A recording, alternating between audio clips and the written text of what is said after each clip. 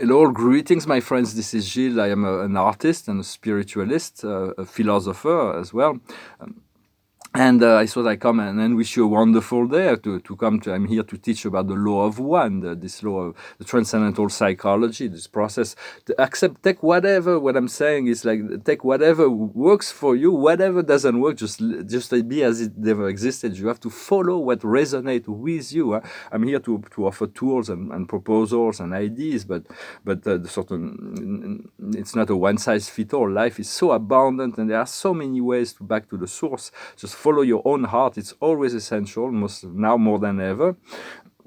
And so we want to, with this, what's happening is that we are awakening. The tribe of blue fire is awakening. The blue fire is the divine will. We are aligning our will with the divine will, and we're going to continue to cultivate that divine will. This blue fire will continue to ignite within us. We want to visualize those sacred flame. We also want to cultivate the pink flame of love. We just want to work with one flame at the time. Usually it's better. The pink flame of love, that is the flame of the mother, and the yellow flame of wisdom, that is the flame of the sun. Those three sacred flames are the root base of the soul. And then when something needs transmutation that is not perfect, you utilize the violet flame of transmutation, the 7 ray, to transmute things and let the flame do its work and transmute all the negativity into white fire light essence. That is for the white light, just and the white light is made of many color lights. And so, but those 3 flames are very essential. I wanted to talk briefly about the ego and the soul. For the ego is often considered to be the enemy of the soul. For it is not the enemy, but it is a contradicting force. The ego is the individualized personality that is recognizing this material reality, the world of senses, and as real, and it's led by the lower mental body and the ego and the desire body. But the ego has been dominating. Now we want the soul. The soul is dominated by love. We consider the ego about ignorance and the soul about knowledge. We consider the soul about darkness and the soul about light. So it's about integrating. For the soul, it is the ego that dominates here. But we want the soul to be dominant. Once we achieve enough connection with our soul, we have enough trust with our soul, which is the power to love, the power to be inclusive, then we can allow this ego to collaborate with the soul, to be the co-creator with the soul. For we do not want to extinguish completely the ego. We need a certain amount of ego in order to act into the world. So otherwise we become soft and unable to act. It's like we can move into a contemplative state and universal state and just remove ourselves from all physical reality. But it is not our mission. So we do need a certain level of ego, but the ego has to be in alignment with the soul desires, where it doesn't fight it anymore. When you do meditation and you do not want interference from the ego, for the ego will always play out the tricks of the comfort zone and the fear and all those things. For this part of his role, he wants to continue to exist. He's afraid to lose his power. So reassure your ego that it will continue to exist as a cooperation with the soul for the fulfillment of the divine plan. Michael teaches the Archangel Michael teaches to, when you do a meditation, just imagine your ego as a little object or something on your left shoulder, and you ask it not to interfere within the process that is going on. When you do sacred work, you do not need interference from your ego. A certain thing also that needs to be mentioned is that certain people are developed this alter ego within themselves. What I mean by alter ego here is a voice that's always putting them down, always criticizing, always. So this is really to be banished from your life, and this is really no need for self-criticism. You want to be aware of your mistake, to learn from your mistakes, but you do not you need to be a coach to yourself, to be the cheerleader to yourself, to always be in support of yourself. It shows a greater level of development to be self-supporting of yourself. For life is a miracle. I'm going to pull a few cards with the Angel Tarot to see the past, present, and future. For the past, present, and future are one. Everything's happening within the now, and as we change our perspective in the now, we're transforming the past, and we realize the future is already being written.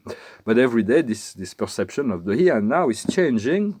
If you want a private session, do not hesitate to send me an email. I wanted to thank you for subscribing, for liking, for your donations, for for sharing, and so I'm going to very soon. There's some great breakthroughs that are going to be happening. I will continue to communicate on what is going on for me, and for we are all one, and we are both individual, collective. We have this unique sense with no one like us in the whole universe of universes. So you are irreplaceable to the divine plan. Huh? Without you, God wouldn't be God. So do not never diminish the value of your of your beingness, and step away from the love of God, for God loves you eternally. So the past is renewal. There's been a renewal, even if it's not totally anchored. We know that there is a new cycle that is beginning. For the present is well-being. We want to move into these good feeling thoughts, to move into good feeling, the well-being. And the future is going to be the reward. There is this recompense, this reward that is there. So it's quite wonderful, these blessings, this miracle. What we're working on now is to stay enthusiastic in relationship to that, for all that is. And the future will be, the outcome will be potentiality, new potential, amazing potentials that will be before us. And so it is important. You cannot really awaken anybody. You cannot teach spiritual. You cannot bring spirituality for people who are already spiritual. The spiritual path englobes all things already, but they already have the divinity within themselves. But what you can do is to keep your frequency high. It's like to show the example as much as possible. It is like an invitation to invite other people to join you in this higher frequency. It is, I think, the best way to approach it.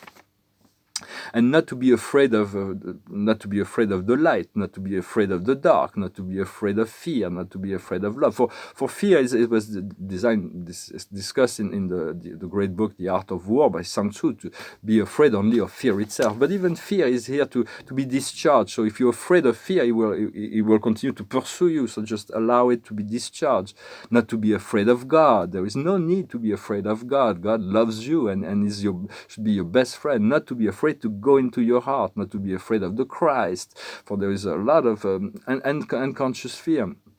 And so all to eliminate fear, discharging the fear as much as possible, and when it comes to sit with it, to have a pleasant conversation with your fear, it's like you will discharge it. Even our mistakes, for God in the Truth by God said the only thing to be afraid is your mistakes. So when you make a mistake, the law of perfection, of karma, of cause and effect, will reflect to you your mistakes. So this is really the only thing you should be afraid of. But even that, if you're learning from your mistakes, you see it as an inevitable mistake that will teach you some very precious information that add to your wisdom. So just try to correct your mistake, be aware, be humble, and learn from every experience. Life is your master. Life is your teacher. Whole of life. There is not a single thing that can ask something to teach you. For every experience of every living being is been recorded.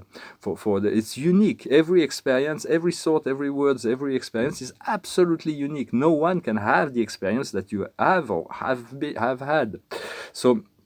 And in the whole of record, everything can be retrieved. It cannot be changed, but it can be re-experienced. It can be reviewed. It exists in a holographic form. We are able to access the holographic record from the upper fourth dimension to the 5th, 6th, 7th, 8th, 9th, 10th. Every dimension keeps its own record, yet it is only one great library of record, and it holds all the keys and codes of the cosmos. This whole history of the cosmos is being stored there. On the Earth, it is known as the halls of the Amenti below the pyramid of Gizeh. And so this whole of record is like the great library of knowledge, and it is but there is also living record. It's like a great cosmic internet also. It creates this connecting link into all beings and all things. For all once you receive the 5th dimension, you know all of your past history. It will be integrated at some point, all of our history of our soul and the history of the soul of all beings, and the whole universe is being stored in those libraries. But there is also a living record. There are angels that are completely faithful in recording all that happens, and they are and they are able to explain all things from this angelic view. And it's quite interesting to have this double record. Even on Paradise, they showed me that there's this great hall of records. I wasn't able to go inside the hall of record, but I saw the front of it, and there was this.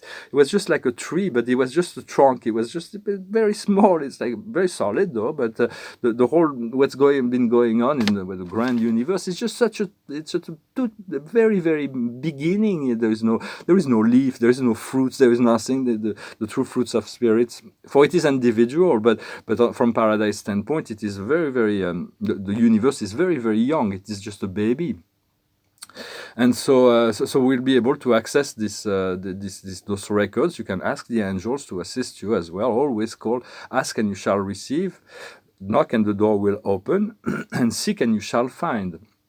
For there is three things that prevents men from discovering spirituality, from the master, my friend, and master Thoth, master of wisdom, is that the first thing is that there is the attachment to evil or darkness, the lack of attachment to good or God, and the lack of desire for spiritual pursuit. If you do not seek, you will not find. So continue to seek. Fourth dimension is where we seek to what's beyond the realm of senses, and the fifth dimension is when we achieve that knowledge. We find all the things that we seek in the fourth dimension. We actually find it in the fifth dimension. For once we access that to the fifth dimension, we'll have full access to the Akash. In a sense, it is the positive choices, that is the service to other, and then the negative choice, that is service to self, the egocentric choices. So it doesn't mean that you do not want to take care of yourself, but you also want to be considering of the highest good in relationship to all of life. For God works as one life, yet is fully conscious of each individual life. So we do not need to wait for the ascension of the collective to ascend ourselves. There is different plans for the light workers and for the mainstream of the population. For the population, the whole world population is about to move into the third dimension physical, to the fourth dimension physical, and we're moving along with that, our physicality. Yet our consciousness is maybe more evolved. We have, and so it will take about 200 years for the totality of humanity to have transmuted all their negative energies, to move into a fifth dimension light realm on the planet, where no matter, no even lower astral beings, everything will be purged. But for us, we can already move into this fifth dimensional resolution of unipolarity and love and gratitude. And so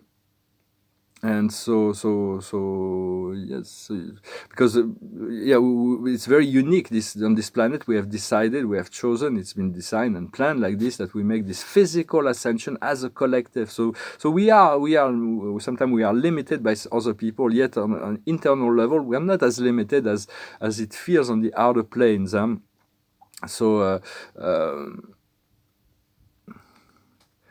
Just to be alive is a miracle. You have to realize, to be in the gratitude and love. For our destiny is to become one with the Father, the Mother, and the One.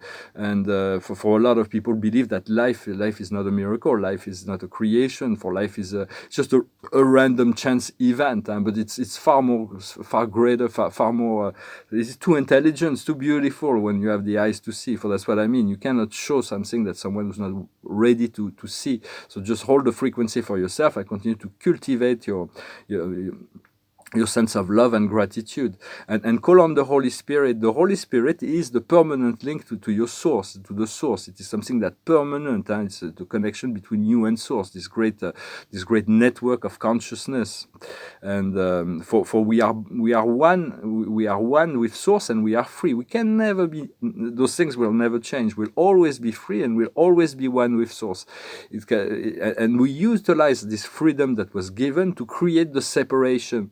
So it is what our freedom, but the spirit of the universe, the higher spirit, knew that we would get lost in separation. So they have created this way back home, and the awakening is the way back to the source. And so this is really what we are going through right now.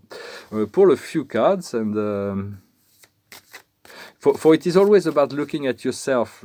For life is only one, so everything you look at, it is you. It is what perspective you're looking at, and what we look at, what's more important than the environment and life situation is the behavior within the situation. This is really what the growth happened.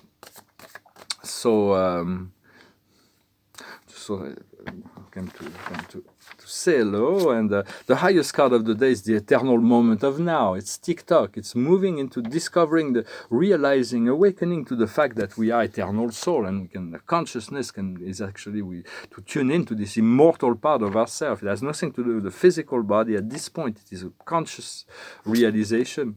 What we need to understand is flexibility, to allow ourselves to be flexible, for we are moved into very strange situations, sometimes very challenging situations. We are being tested over and over again. We are asked to release all the negative, all the limitation. So to remain flexible and to always be a coach to yourself, to always be supportive of yourself, to allow your ego to participate but not to dominate, to allow the soul. Call on your soul. Your soul has all the knowledge you need. Your guides, call on your guides. Your guides know your soul. They know all about you, and your creator is the producer of the show. Call on the Christ, call on the Buddha, call on the Ascended Master, call on the Archangel. You need to give them permission. You need to create that link more and more, and they will come down more and more as they are permitted in this special time. For what we need to do is the equitable being, is to be balanced, is to be just, to be fair. And the outcome is a step ahead. We're really getting a step ahead of the whole program of humanity. We need to, as light worker, to move into this fifth dimension while humanity is traversing the fourth dimension. For we've already traversed, if we've been on this path, and the path doesn't matter. It's not a matter of time. If you awakened yesterday or a year ago or 10 years ago, it doesn't really matter. It's just you have more experience in the process. But it's all there for everybody now. It is not a matter of time. But we do need to move into this fifth dimension. For as we awaken, we move through the fourth dimension, and we aspire to this freedom and joy of the fifth dimension, the realm of the soul, at the frontier of time, matter, and energy. And it's always there. The soul is always watching, always creating all those experiences for us to learn and grow from. So I'm going to sing a song to finish. I was going to sing another song, but this one came into my mind. It's a song I like. It's from David Bowie. It goes like this. We passed upon the stairs. We spoke of what and when, although I wasn't there. He said I was his friend, which came as a surprise. I spoke into his eyes. I thought you died alone a long, long time ago. Who knows? Not me. We never lost control. Your face to face with the man who sold the world.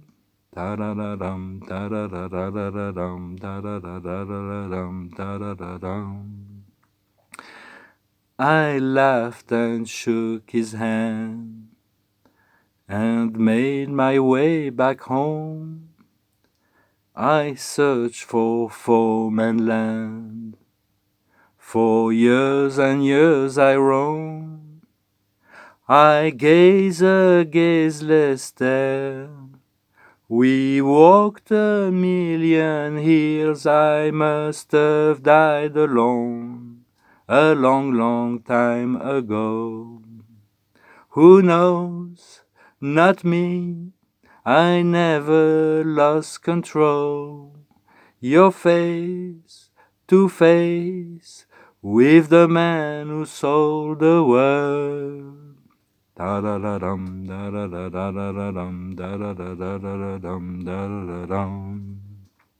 Spirit was encouraging me to pick up the guitar again very soon, when I'll be set up at home. For I've always have a fair understanding of piano, but the guitar has always been. It's going to pick up. I'm going to try other instrument as well. I'm going to start to probably will enjoy that.